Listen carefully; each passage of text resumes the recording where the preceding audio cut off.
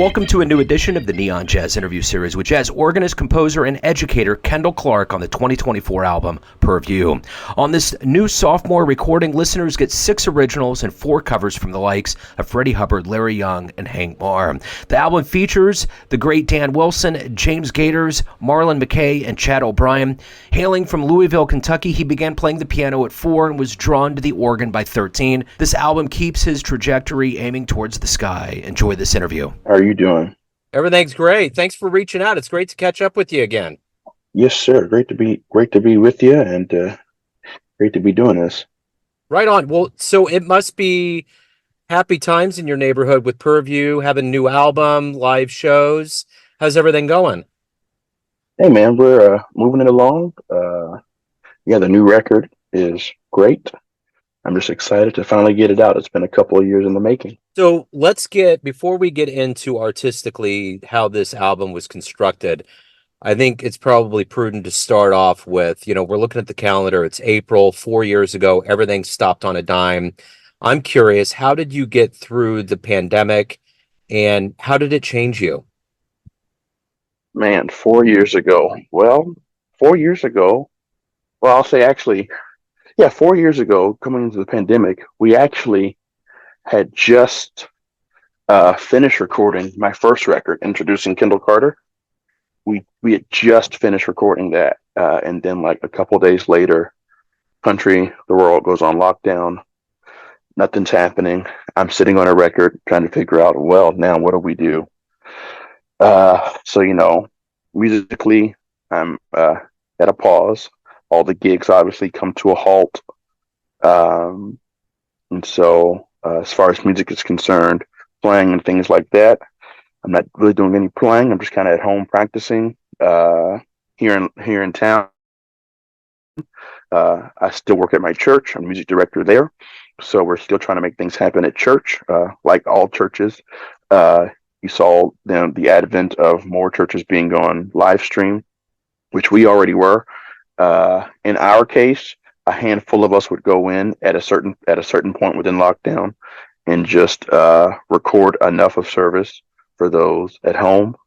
So that meant a handful of my singers and musicians would go in and make the musical portion happen for service. So musically, I'm not playing gigs, but I am getting to still play at church, kind of still coordinate the worship aspect of that there. You're not working anywhere, so you're at home, just get all these ideas flowing through your brain. So a couple of the songs for the new record kind of do flow out of a little bit of that time there at home on lockdown, in the sense that I had time just to kind of reflect on my inspirations, things that I love. I had time to practice, had time to write and compose. And so, it was a hard time, but it was a good time. Again, it allows some time for self-reflection. We kind of just evolved from there. So we did catch up in 2021, and it was kind of, I don't know, there were so many sputtering stops and starts that happened to this, but at that time, that was Introducing Kendall Carter, and now that was your initial kind of shout into the world of jazz. Now we're really getting into it with PurView. So I'm curious, what was your kind of artistic vision going into this new album? And, what were you kind of going for? Well, the word alone, PurView, suggests dealing with things within your scope, within your view, within your frame of work. And so that's really what this is. This is everything hands-on Kendall, arrangements, tunes, with the exception of a few tunes that are covers, being there, producing, all of that. This is everything. This is my outlook. This is me trying to, and hopefully I have conveyed what is the Kendall Carter sound as it relates to being on the organ, putting arrangements together, writing tunes. That's kind of where we are. Is okay. We did the introducing piece. Hey, you get to know me through a lot of standards and familiar repertoire. Now in this next phase, you get to know me a little deeper in the sense of what am I really all about? And so even on this record, you get to hear a conglomeration of tunes that I really love to play, tunes that I've written over the last few years. And then you just hear my love for the blues and the groove, man. My love for the blues and the groove. Right on. So let me ask you this. You got quite a lineup of cats around you. Talk to me about this collection of musicians and how you guys grooved well together. We have first. Let me start with the horns. So on the horns, because they're just featured on a few tracks. On horns, you've got Chad O'Brien, who's on trombone. Chad and I were in grad school together. We did our master's degrees over at the University of Louisville. So we were together for a couple of years. And so the two tunes that Chad is playing on, he's played on them before. They weren't unfamiliar to him. And so I, at a certain point in playing, I did a lot of playing with a trombone player. When I first got into jazz coming out of high school, the group that I played with was predominantly keys, trombone, tenor sax, and drums. And so I've always liked the sound of the trombone, the warmth of it. And so Chad's an all around just a phenomenal trombone player. And so I brought him on board just for our connection that we built during our time in school, and then subsequently from that, our time around town playing. Then I brought on Marlin McKay. Marlin is a transplant. Marlin's originally from Amarillo, Texas. And we've been playing together here in Kentucky for the last, 6 or 7 years, I think. It might be a little longer, but about 6 or 7 years. Marlon and I work together off and on, and we both have a connection with Indianapolis, as he has spent some time kind of around Bloomington and Indianapolis. And so we've just, in our chemistry playing together, man, we just really love playing certain tunes. We've spent some time on the road together touring. And so I definitely had to have him on here for that connection alone, for some work that we'll do in the future. And then holding on the rhythm section, we have this Ohio connection. So we've got both James Gaiters on drums from Columbus, Ohio, and Dan Wilson on guitar from Akron, Ohio. James and I met back several years ago at the Indianapolis Jazz Festival, Indie Jazz Fest. We played on a concert where he and I, Rob Dixon, Tim Warfield, and Eddie Bayard, where we do this tribute of three tenors, organ, and drums. And so from that day, several years ago, James and I stayed in contact with each other, started playing kind of up and through Ohio together. James has a group that he leads called Soul Revival, and it's an organ-based group. And so we started playing together in James's band. James started coming down playing with me. And so we've been working together for a few years. And then lastly, you've got the wonderful Mr. Dan Wilson from Akron. And Dan and I actually met on account of the trumpet player, Marlin McKay, because Dan and Marlin knew each other early on. And we had a gig here in Kentucky. We were doing a concert. And Marlon asked who we want to get on guitar. And I was like, man, let's get this cat, Dan Wilson. He's like, man, I happen to know Dan. I was like, well, cool. So we did a concert where it was me, Marlon, Dan, and Carl Allen. And from that concert, I, again, just kept following Dan, stayed in touch with him. Once I realized how close Dan was, I said, I'm going to get you for something. I don't know what just yet.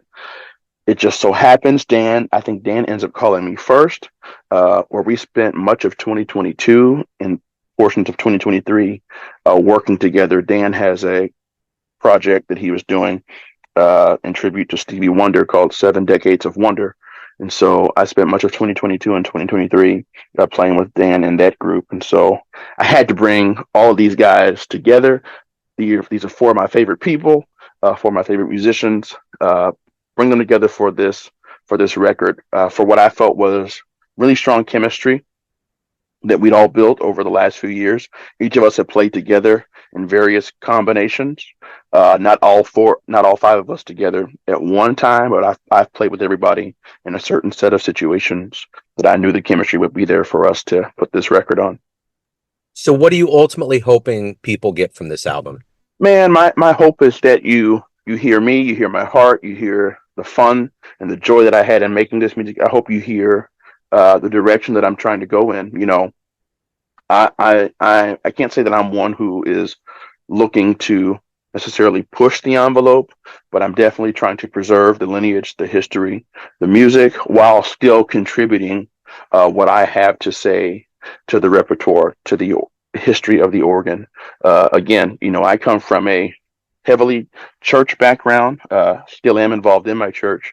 And so I'm really striving to bring that influence and keep that influence there and alive, especially with the organ, because we know the Hammond organ has its place in the church, as I play one every week.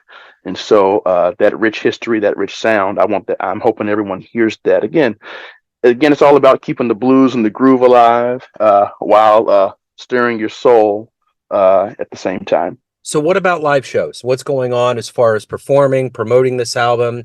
Any notable events coming up? I actually haven't put anything notable. Again, this is a circumstance where I am putting everything together, and so I'm fitting the pieces to the puzzle together little by little. As we just released the record back in March, hopefully I'm hoping to have some things put together for the fall. I've kind of got a hodgepodge of things kind of happening at the moment. And so right now I'm just kind of pushing radio and press. And then just because of each of our schedules, trying to get this particular band together can be a bit of a challenge.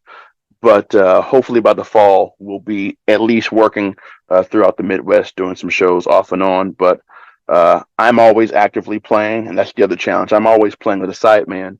So even putting stuff together as a leader is always challenging. But I'm here throughout the Midwest, Indiana, Kentucky, Ohio, Michigan. I'm here, Tennessee, playing and working.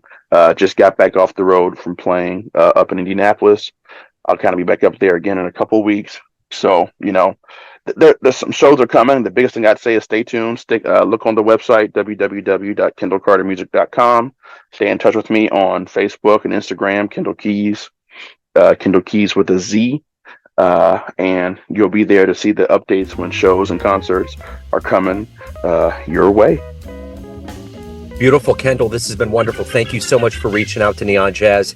It's great to catch up with you. Big fan. And I want to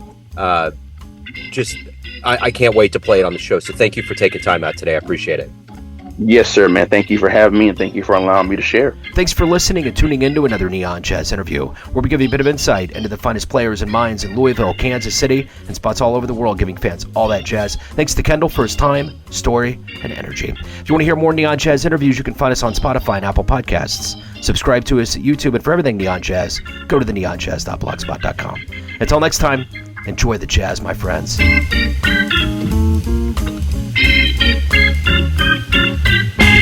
Hey Jazz fans, Joe Domino here, the host of the weekly Neon Jazz radio show and regular interview series being produced and distributed from Lee Summit, Missouri. We are quite excited to let you know about the first annual Lee Summit Jazz Fest taking place this summer on June 22nd, 2024 at the Bridge Space located at 210 Southwest Market Street. There will be 8 robust acts, including the Back Alley Brass Band and the great Lee Summit Jazz Orchestra. There will also be art vendors and food trucks to make this a must-attend event. All details can be found at www.bridgespace.us/jazz. We will see you there. Neon Jazz.